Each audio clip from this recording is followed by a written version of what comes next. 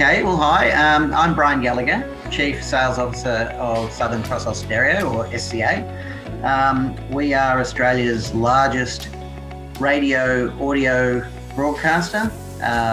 We're Australia's largest affiliate television broadcaster. And we're a business that's very much focused on evolving our radio product into a very large suite of digital audio assets. Excellent. Well, thank you so much again for joining me, Brian. I wanted to ask, I sort of got some insights that you guys were really, when the pandemic started a year ago, this weekend, I was informed that SCA was really helping local businesses, throughout the pandemic. And I'm curious how that was accomplished. Yeah, it is our very great privilege to have a very strong advertiser base that is very SME oriented. So we're very unique in that sense. As a leading traditional media company, here the majority of the major network revenue comes from the national advertiser base, Kellogg's and Pfizer and all the rest of that group. But a very large percentage share of our revenue comes from small to medium businesses. And that's because of the nature of our broadcast service, which is essentially we have 100 radio stations located all over the geography of Australia. So we're very widely distributed with discrete local services. So those local small to medium businesses take good advantage of that. So when the pandemic hit and shutdown happened, those local businesses were the ones that got hit the hardest. So we had to figure out how we were going to come out of the other side of the pandemic with as many of those businesses fit and ready to emerge as well, because there's no point coming out of this on our own. Mm-hmm. So we immediately entered into a nationally delivered but locally focused, as in each separate market, shop local campaign. So we put a whole audio thing together around shop local as a core message, and we ran advertising spots encouraging people to, while you could go and shop, with e-commerce outlets, and that may be the most convenient way for you to do that. There are people on the street right now who have their businesses are running, who have opened up their websites, who have made their stock available to you. Please support them. And then because of the very highly social nature of radio, we were also able to use our morning shows and our drive shows and our daytime shows to get consumers to actually call in and tell stories about great local vendors, what they were doing and how they'd help them. And also we were able to support local vendors that were doing great things for the community on a charity basis. So restaurants that might have pivoted to home delivered meals, but were also providing meal services to overworked hospital staff and those sort of things. So we were able to tell those stories, keep people encouraged, direct people to services, direct people to retail outlets and offers. And, we see that very much the role of radio in the community to be doing that kind of thing.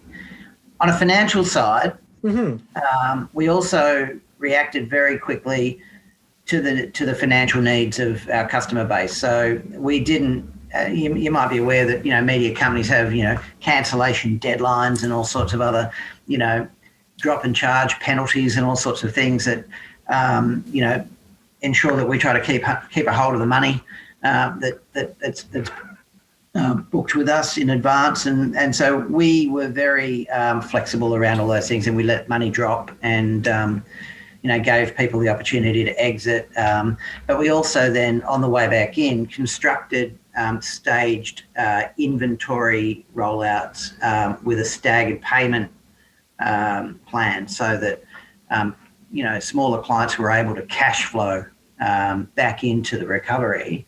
Interesting. And not be kind of overburdened with short-term bills from us. And we leveraged that out over a 6-month period so that they were able to sort of get back on the horse, as it were, and start advertising directly. Interesting. And so I'm really curious, a lot of these things that you implemented as a result of understanding where businesses and consumers were during the pandemic in Australia. Are there any learnings that you guys are taking away from that and really making it a core part of your business moving forward, pandemic or otherwise? Yeah, well, I think it reinforced a core tenet of our business, which is that we are a proudly national Australian media company, but we are fiercely locally focused. So the notion that, our biggest competitor set is not a rival radio station. It's not a rival TV station. It's not the local newspaper. It's Google and Facebook. Right? Now, Google and Facebook can operate at any budgetary level. They operate in a dashboarded scenario, which, green arrow points up, you're doing very well, put more money in. Red arrow points down, you're not doing very well, put more money in. It's literally a slot machine for marketing with, depending on how sophisticated a client you are, you can very quickly, putting a lot of coins in the slot and inexplicably cost per acquisition just seems to rise inexorably. So, yes, I know which part of my marketing dollar is working, but it's just taking more and more marketing dollars to get there. That tension that the algorithms put into that normal day-to-day trade.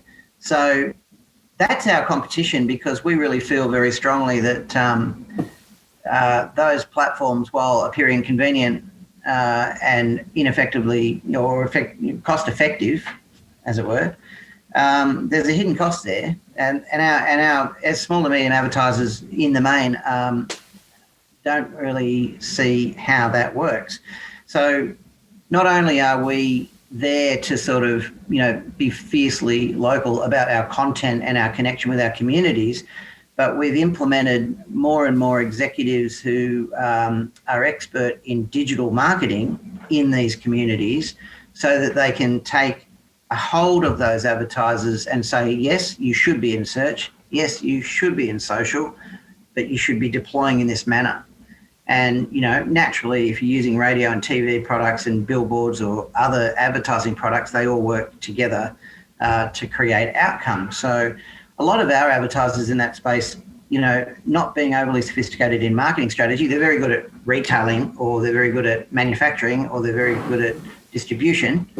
They may not necessarily be very good at marketing. So we play a real role there. And that the pandemic really shone a light on localism as a force for our business, from everything from the local breakfast show right through to the way we consult with the advertising partners in those communities.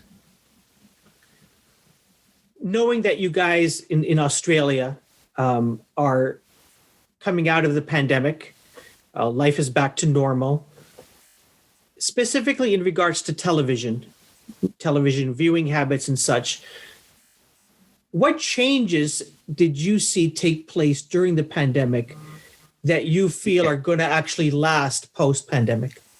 Yeah, so all of a sudden, and again, I guess I've been watching the US media market and the UK media market being quite westernized media territories, and my observation of those markets over the last sort of 15 years it's been very frustrating when you look at Australia through the lens of what's occurring in the US and the UK, because television in those markets has just had inexorable growth.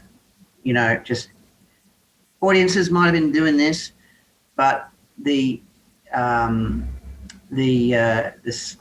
pricing scarcity, or access to quality audiences has driven up prices, and television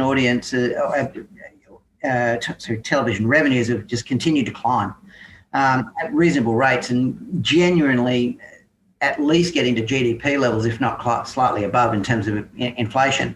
Now, here the TV market that hasn't been happening here in over 10 years. When the audiences go down, the media buyers expect the rates to go down. The CPMs might get a little bit toppy, but the gross amount of revenue going into the TV pot has fallen. And it's got a lot to do with the trading strategies of some of the larger TV vendors, which, I think are demonstrably flawed.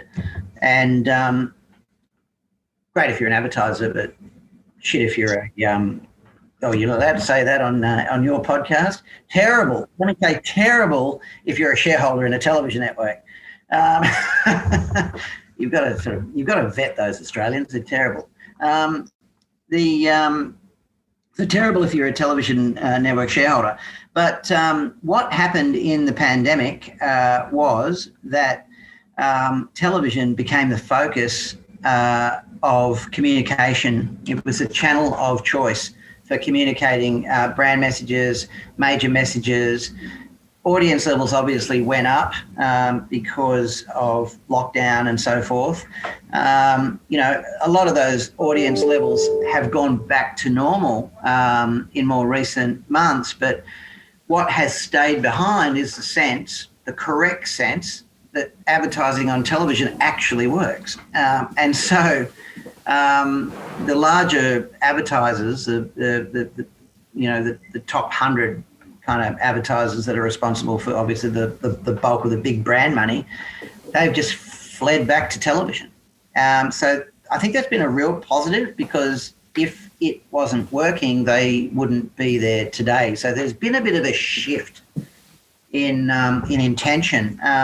It's also supercharged the BVOD, catch-up TV, BVOD services that are owned by the networks. It's supercharged their growth. Interesting. So, yeah, their revenue growth. So not only have their audiences on their BVOD services, their apps and so forth, their CTV services been growing quite strongly over the last few years, but the revenue is now meeting that growth, which is a real shift, because it was lagging and now it appears to be catching up with the viewers, which is terrific. So a real flight to quality, I think you might call it, that I think will stay with us for a while. There is a real positive demand curve that we can see for television going through the rest of this year and I think beyond. So I think that would be the single biggest change for mine. And what about audio? Radio tuning, music streaming, podcast consumption. How has the pandemic sped up the growth of online listening? Do you see it slowing down post-pandemic? No. People tend to stick with something they like when they find it, and consumers, they love choice and simplicity. So, we have been very fortunate to see that, coming out of the pandemic, broadcast radio audiences are holding up, in fact, growing. So we had the outcomes of the most recent survey came through yesterday, and we've had something like a 5% increase in reach on broadcast alone. So did everybody else. So, which is great. It's great for radio as such. But, for us, and again, this is Australia, where it's got, 27 million people in it. Our radio services across metro and regional markets reach in any given month around 7.5 million Australians. So, that's big from a radio perspective. And it's interesting for me to note that today our digital reach, that is the people that only listen to us on an app or on a desktop or through one of our services, just on our radio services alone is about 2 million people. That's a very high percentage of our total reach. And then we pick up another 1.5 million who just listen to our podcasts. And so that ecosystem of radio station streaming and podcast downloading has become, quite scaled, and the growth on that is actually continuing, compounding each month. So that's really exciting because you can see a point where our digital audience delivery will cross over the size of our broadcast delivery, which is really exciting. We recently launched an app to consolidate all those services in one place, but we also, at the same time, decided to invest in a hell of a lot more content. So within that app, you've got our 100 broadcast stations that you can access live. You've got all the podcasting that those stations produce, catch-up radio shows that you can access on demand. Then you've got hundreds of podcasts that you can access on demand. We've introduced a new concept called shortcasts, which plays to our fiercely local agenda, which is that, for some of our, many of our regions are now producing 3-4 minute podcasts, which are all about what's on in the local community or other specific local news type of podcasts, and they're taking off. And then we've got a whole bunch of themed streaming radio stations that we're not broadcasting, they're just coming through the app, and they're just now exponentially growing our digital audience. So this has been a real revelation for us because, we sort of thought, well, if we build it, will they come? And that's exactly what's happening. So, audio is an interesting one because, once you start producing all these, very localized pieces of content and these very popular pieces of content, and you put in the hands of a consumer the opportunity to be able to get those pieces of content when and how they want them, audio itself becomes incredibly ubiquitous in the day of a consumer. We're touching consumers at so many different stages and many different consumers with different types of products. So the opportunity for us now through our first party data that we're picking up through the app is to really aggregate that beautifully and seamlessly for the advertisers. And so we're creating a whole new advertiser story. And I think that's pretty exciting. Brian, thank you so much for this interesting insights into the Australian media marketplace. I really appreciate it. We could go on for hours. Power your advertising. Working with Active International enables you to fund your advertising using your company's own products, assets, or even services. We have over 30 years' experience connecting and bringing value to businesses all over the globe, helping many brands scale up into household names. Want to achieve more from your marketing spend? Contact Active International today.